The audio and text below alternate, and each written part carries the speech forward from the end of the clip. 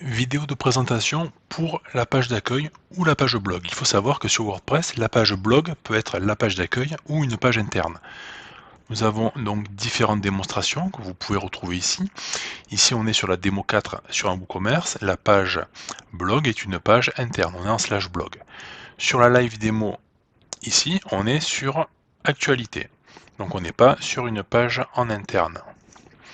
Et si je viens voir sur la troisième démo, ici nous sommes bien sur la page d'accueil. La page d'accueil, c'est la page associée au blog. On est bien à la racine. Pour personnaliser la page d'accueil, donc je peux me rendre directement, donc là on est dans les options du thème, je vais directement sur accueil, et là ici je vais renseigner donc le titre achat. C'est le titre principal de la page et même du site. J'ai également un texte destiné au SEO qui est ici. Ce texte-là, on le voit, il est présent sous les actualités. Alors il est intégré en Flex CSS. Alors le Flex CSS, c'est tout simplement le texte physiquement, il est en bas, mais si on vient regarder dans le code, donc j'ai fait CTRL U, je vais chercher donc actualité pour retrouver mon titre achat.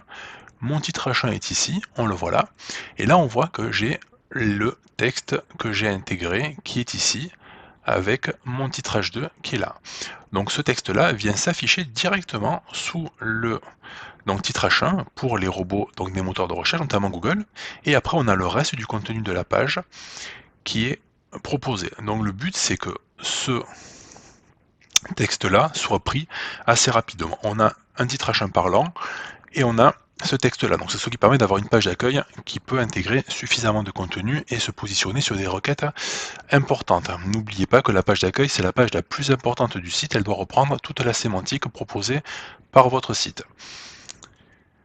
Donc je retourne à la personnalisation. Donc j'ai le titre, le texte. Là, je peux partager ou pas le texte qui est en bas en deux, c'est-à-dire je vais cliquer ici.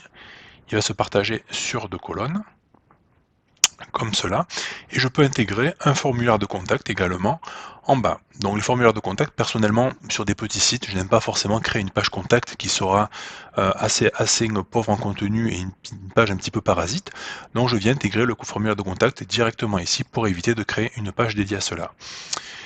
Au niveau du blog, ici, on peut choisir d'afficher donc en haut les articles qui sont à la une. Donc vous pouvez mettre à la une des articles de WordPress et automatiquement cela va aussi reprendre les derniers articles. Par défaut ce sont les derniers articles, les derniers publiés, toutes catégories confondues, mais on peut également épingler donc des articles pour les afficher là-haut.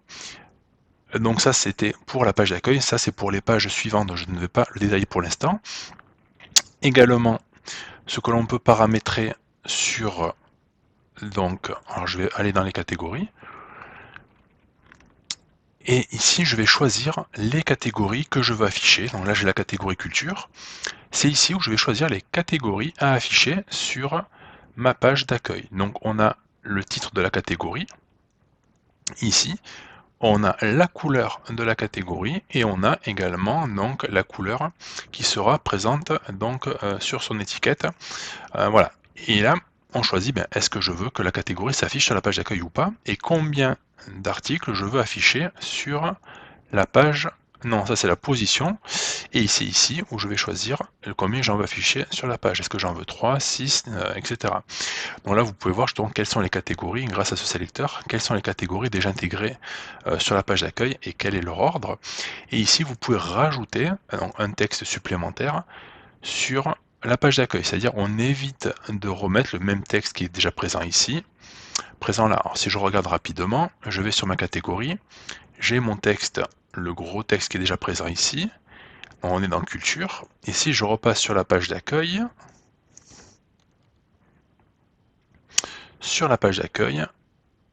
hop, la culture elle va être société, culture ici, j'ai mon second texte qui est différent du deuxième, et ici j'ai sélectionné donc 6 actualités, j'en ai 6, etc. Donc là, je vais choisir l'ordre et les différentes catégories qui doivent s'afficher sur ma page d'accueil. Cela se configure sur les pages catégories.